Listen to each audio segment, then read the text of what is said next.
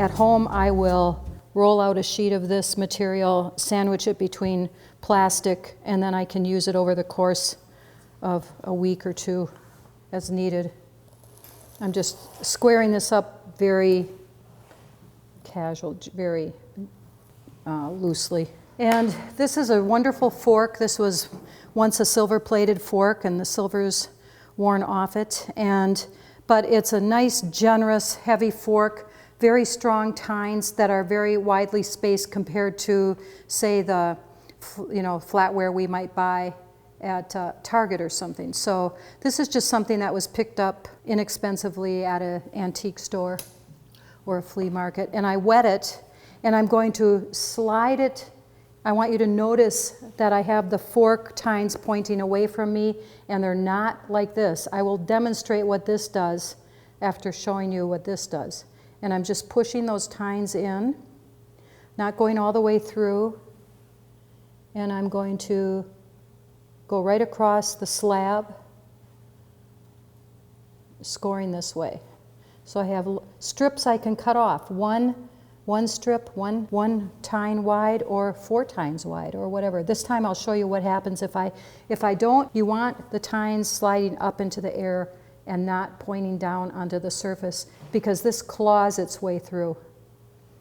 And here you see absolutely no little goobers of clay sticking anywhere, and here you just see those creases totally filled up with little shreds.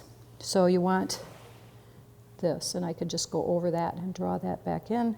Then I take a damp sponge and just kind of smooth over it.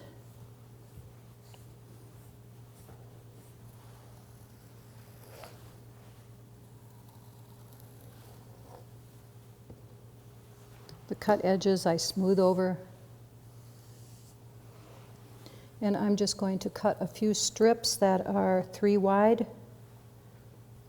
See, I feel like that slab's a little bit thick. I'm not going to roll it, but I feel like that's a little thicker than ideal. Everything I add to this soup tureen adds weight to the soup tureen. I'm very conscious of that. I'm just moistening, even though this is nice soft clay straight out of the bag, I'm just putting a little moisture on the back. I want them to be very agreeable, and they're not usually. So I'm just going to start rolling this up. I'm starting by coming over at a 45-degree angle to begin, so I'm rolling on the outside edge of that.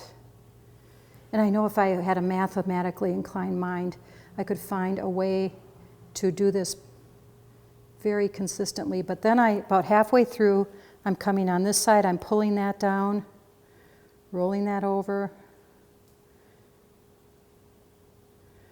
rolling it up, and then I'm just going to try to jam them together. Number 2, coming over at a 45-degree angle, rolling, getting halfway down, and then coming in from the other end, smoothing that out. Mush together. The clay being very soft is really helping with this mushing together.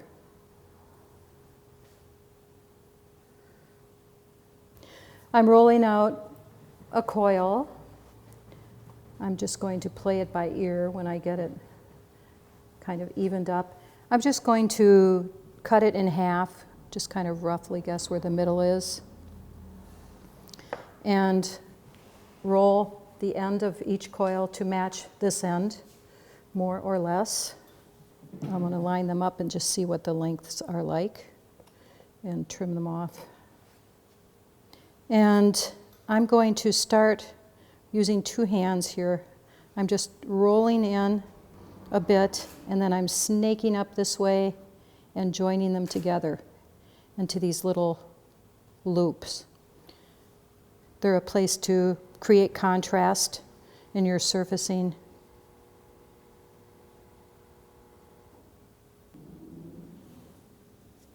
And I'll do 2 more approaches. This time I'm just bending in. Instead of away from me, I'm twirling in.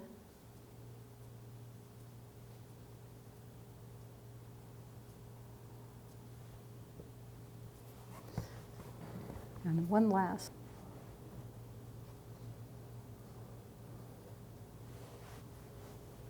If anybody's made gnocchi, this can remind them of making gnocchi, where you roll it across the back of a fork.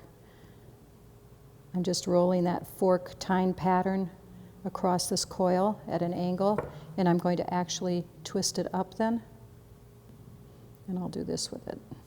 And I think of that texture will hold slip differently. Maybe the slip won't go everywhere.